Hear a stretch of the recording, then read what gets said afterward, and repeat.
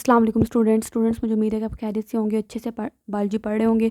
Students, मेरा नाम doctor Fatima है और मैं फाइनली एमबीबीएस की स्टूडेंट हूँ। मैं आपको बायोलॉजी इंशाल्लाह वर्ड टू वर्ड पढ़ाऊँगी और इंशाल्लाह आपका हर कॉन्सेप्ट क्लियर होगा। ठीक है, चलिए हम स्टार्ट करते हैं। हमने chapter number 3 the cell start किया हुआ है। बहुत लंबा चैप्टर था लेकिन बस हम इख्तिताम की तरफ जा रहे हैं। ठीक है, सेल स्पेशलाइजेशन का क्या कॉन्सेप्ट है देखें। हम ना दो तरह के ऑर्गेनिज्म होते हैं, एक होते हैं मल्टी सेलुलर ऑर्गेनिज्म, एक होते हैं यूनिसेलुलर। नाम से ही पता लग रहा है, मल्टी मीन्स मैनी, सेलुलर मतलब सेल। मैनी सेल्स मतलब ऐसे ऑर्गेनिज्म जिनके अंदर मैनी सेल्स हैं उनको मल्टी सेलुलर ऑर्गेनिज्म कहेंगे। और uni means one, unicellular organism वो ऑर्गेनिज्म होते हैं जिनके पास एक सेल होता है, जैसे अमीबा हो गया। ठीक है, जैसा पैरामीशियम हो गया, ये नज़र आ रहा है ना आपको, पैरामीशियम एक ही सेल है, यूग्लिना एक ही सेल है, तो ये सारे यूनिसेलुलर ऑर्गेनिज्म है। ठीक है, हम अलबत्ता मल्टी सेलुलर हैं क्योंकि हमारे अंदर तो मैनी सेल्स हैं। कितने सेल्स हैं हम पढ़ चुके हैं, 30 ट्रिलियन सेल्स, चैप्टर नंबर 1 में हमने साइड बॉक्स में बात पढ़ी थी। ठीक है, अच्छा, मल्टी सेलुलर ऑर्गेनिज्म जो होते हैं ना, वो कह रहा है इन मल्टी सेलुलर ऑर्गेनिज्म में क्या होता है, there are different type of cell, मुख्तलिफ तरह के सेल्स होते हैं। ठीक, हर सेल की जो टाइप होती है उसका अपना ख़ास स्ट्रक्चर है और उसका अपना और वो परफॉर्म करता है स्पेशल फंक्शन, और उसका अपना ख़ास फंक्शन है, ख़ास स्ट्रक्चर ख़ास फंक्शन। ठीक, हर सेल की टाइप का, जैसा कि आप देख लें, जैसा कि मैं आपको यहाँ पे दिखाऊँ, ये देखें मुख्तलिफ तरह के उन्होंने सेल दिखाए हुए हैं। नर्व सेल, ये जो हमारे ब्रेन के अंदर होते हैं, स्पाइनल कॉर्ड के अंदर होते हैं, ये इस तरह के सेल्स होते हैं, अलग एक स्पेशलाइज स्ट्रक्चर है। ठीक है, मसल सेल का देखिए स्पेशलाइज स्ट्रक्चर है। एपिथेलियल सेल, ये जो स्किन की कवरिंग, ये जो स्किन के ऊपर सारे सेल्स हैं ना, इनका ये एपिथेलियल सेल, इनका स्पेशलाइज स्ट्रक्चर है।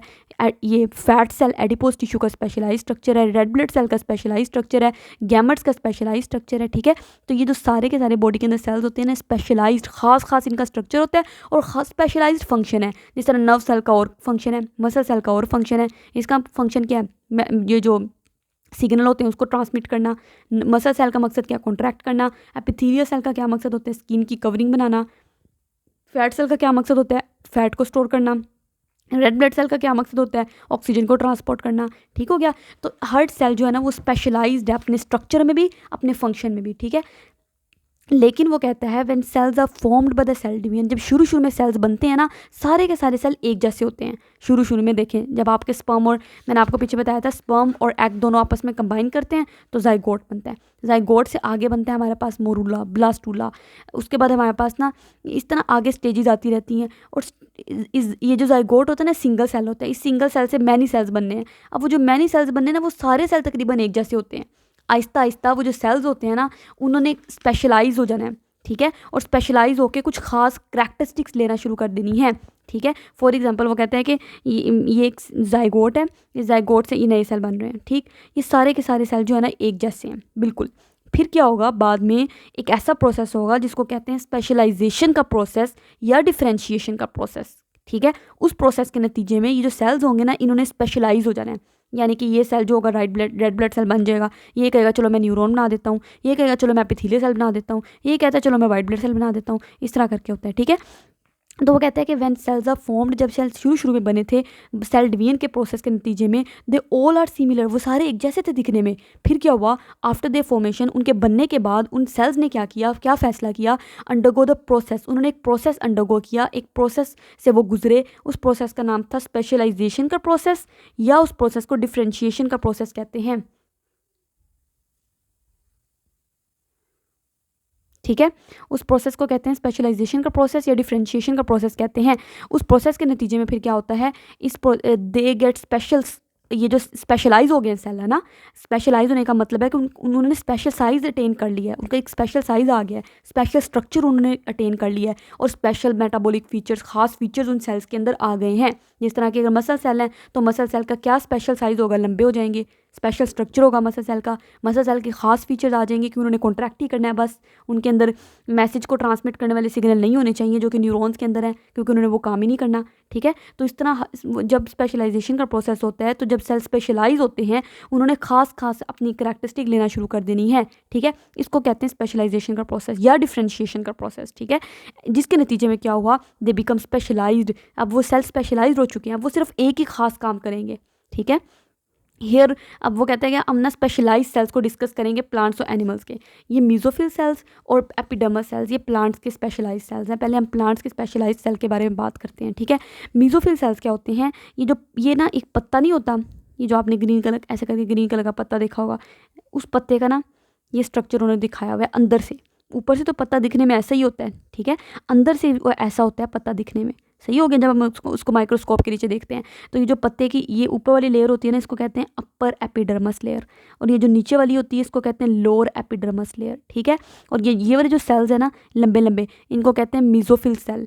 एक्चुअली यही वो सेल हैं जिन्होंने फोटोसिंथेसिस का प्रोसेस करना है, ठीक है। ये जो मीजोफिल सेल्स होते हैं ना, इनके अंदर क्लोरोप्लास्ट होता है, और क्लोरोप्लास्ट में भी हमने पढ़ा था क्लोरोफिल होता है जिसने फोटोसिंथेसिस का प्रोसेस करना होता है। तो ये देखें आपको सारे ग्रीन ग्रीन नज़र आ रहे हैं, तो इनके अंदर भर भर के क्लोरोप्लास्ट मौजूद है इन मीजोफिल सेल्स के अंदर ना, जिसकी वजह से इन्होंने फोटोसिंथेसिस का प्रोसेस करना है।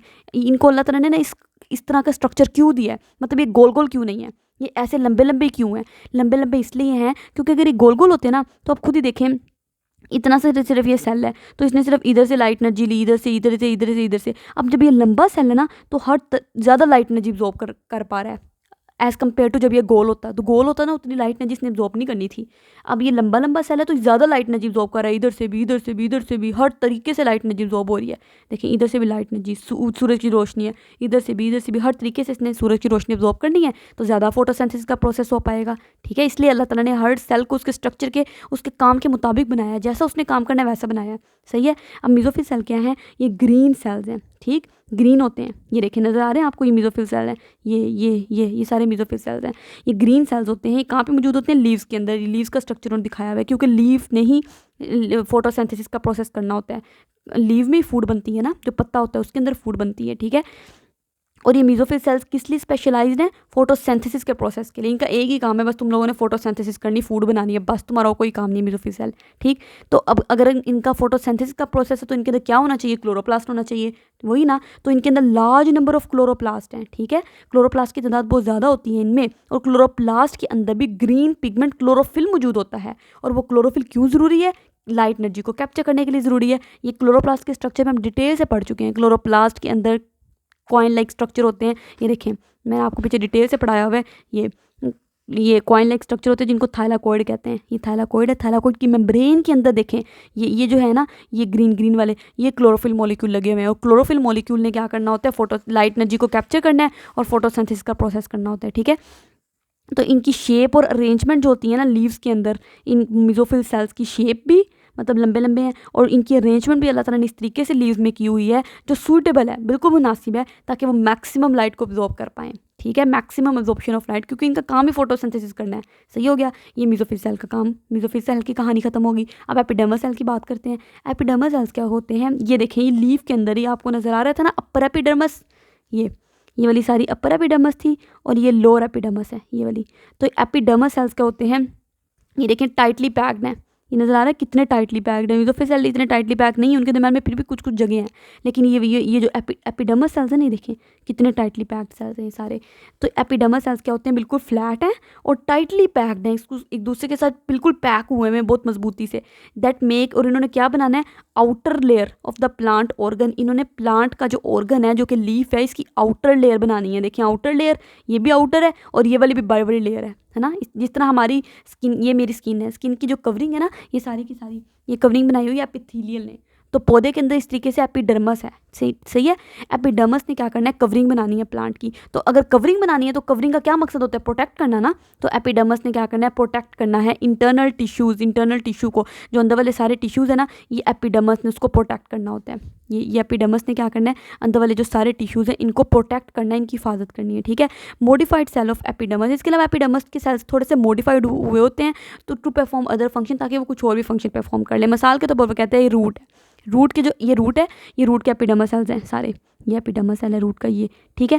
रूट के एपिडर्मस सेल्स ना थोड़े से मॉडिफाई हुए हुए हैं। देखिए आपको नज़र आ रहा है एक लंबा सा स्ट्रक्चर, ये बाल की तरह स्ट्रक्चर है, हेयर लाइक स्ट्रक्चर है, इसलिए इसको कहते हैं root hair cell.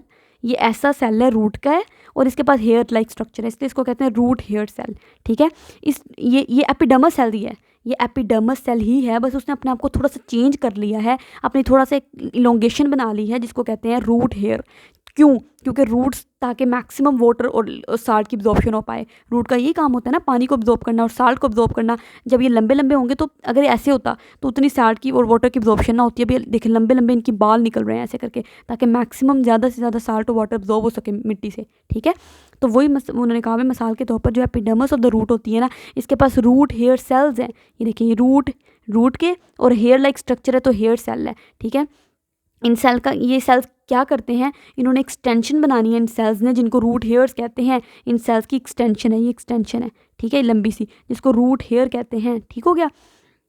Root hair का क्या मकसद होता है, सरफेस एरिया इंक्रीज़ करना, ज़्यादा से ज़्यादा जगह सरफेस एरिया हो, ताकि ज़्यादा से ज़्यादा वाटर को और मादनियात को अब्जॉर्ब किया जा सके। कहाँ से, मिट्टी से, ठीक है। जो मिट्टी में हम पानी दे रहे हैं पौधों को, वो ज़्यादा से ज़्यादा अब्जॉर्ब किया जा सके, और ज़्यादा से ज़्यादा इसको अब्जॉर्ब करके ऊपर पत्ते तक पहुँचाया जाए। ज़्यादा पत्ते में पानी जाएगा तो ज़्यादा फूड बनेगी, ज़्यादा फोटोसिंथेसिस का प्रोसेस होगा, ठीक है। इसके अलावा वो कहते हैं कि जो लोअर एपिडर्मिस है ना, ये देखें, ये लोअर एपिडर्मिस है, ये इसके अंदर ना आपको एक और तरह के सेल नज़र आ रहे हैं, ये जिनको गार्ड सेल्स कहते हैं, ठीक। ये देखें, ये वाले, ये गार्ड सेल्स हैं। अगर मैं आपको थोड़ा ज़्यादा जूम करके दिखाऊं, ये गार्ड सेल्स होते हैं। ये गार्ड सेल्स ना ऐसे करके होते हैं, ऐसे करके, बिल्कुल ये ऐसे गार्ड सेल होते हैं। इन गार्ड सेल्स के दरमियान में जो जगह है ना, इसको कहते हैं स्टोमेटा। ये ओपनिंग है गार्ड सेल्स के अंदर, ये ऐसे करके मौजूद होते हैं एपिडर्मस सेल्स के अंदर ना। ये एक एपिडर्मस सेल है, ये दूसरा एपिडर्मस सेल्स है, और उसके अंदर ही गार्ड सेल मौजूद है। ये दो गार्ड सेल्स है, उनके दरमियान में जो सुराख होता है, इसको स्टोमेटा कहते हैं, ठीक है। स्टोमेटा के ज़रिए से क्या होना होता है, ये आपको नज़र आ रहा है, ये स्टोमेटा ओपनिंग है। इस ओपनिंग के ज़रिए से क्या होगा, ऑक्सीजन अंदर जाएगी, सॉरी कार्बन डाइऑक्साइड अंदर जाएगी, ठीक है, जो पौधे को चाहिए खाना बनाने के लिए। कार्बन डाइऑक्साइड अंदर जाएगी, और फिर जब खाना बना लेगा पौधा, ग्लूकोज बन जाएगा, ऑक्सीजन बनेगी, वो ऑक्सीजन निकल के बाहर आ जाएगी। सही हो गया। तो ये गार्ड सेल्स का मकसद है। वो कहते हैं lower epidermis of the leave, leave की जो लोअर एपिडर्मस है, ये आपको नज़र आ रही है लोअर एपिडर्मस, ठीक है। ये वाली लोअर एपिडर्मस, अपर एपिडर्मस में कम है ही नहीं, बल्कि लोअर एपिडर्मस में आपको नज़र आ रहे हैं क्या, गार्ड सेल्स नज़र आ रहे हैं, ठीक है। ये जो गार्ड सेल्स होते हैं ना, विच गार्ड सेल्स का क्या मकसद होता है, रेगुलेट करना, मतलब रेगुलेट करना, कंट्रोल करना। किसको कंट्रोल करना, opening and closing of stomata. Stomata guard cells जब मिल जाते हैं, स्टोमेटा बंद हो गया, वो जो दरमियान वाला सुराख है, गार्ड सेल्स जब दूर हो जाएंगे तो स्टोमेटा दरमियान वाला सुराख खुल जाएगा। ये गार्ड सेल्स का रोल होता है। देखिए इन्होंने लीफ का एपिडर्मस दिखाया हुआ है, और उसमें आपको गार्ड सेल्स भी दिखाए हुए हैं। इतने अच्छे तरीके से नज़र नहीं आ रहे, लेकिन ये गार्ड सेल्स बने हुए हैं, ठीक हो गया। अच्छा, अब हम अगली वीडियो में इंशाल्लाह, ये हमने स्पेशलाइज स्ट्रक्चर जो है ना प्लांट्स के पढ़ लिए। अगली वीडियो में इंशाल्लाह एनिमल सेल के जो स्पेशलाइज स्ट्रक्चर है वो डिटेल से पढ़ेंगे। उम्मीद है कि आपको वीडियोस अच्छी लग रही होंगी, समझ आ रही होगी। वीडियोस थोड़ी लंबी हो जाती हैं क्योंकि वर्ड टू वर्ड पढ़ाना होता है, हर कॉन्सेप्ट समझाना होता है, ठीक है। उम्मीद है कि आपको अच्छी लग रही होंगी। आप हमारे चैनल को काइंडली सब्सक्राइब कर दें, लाइक कर दें, अपने फ्रेंड्स के साथ शेयर कर दें। अल्लाह हाफिज़।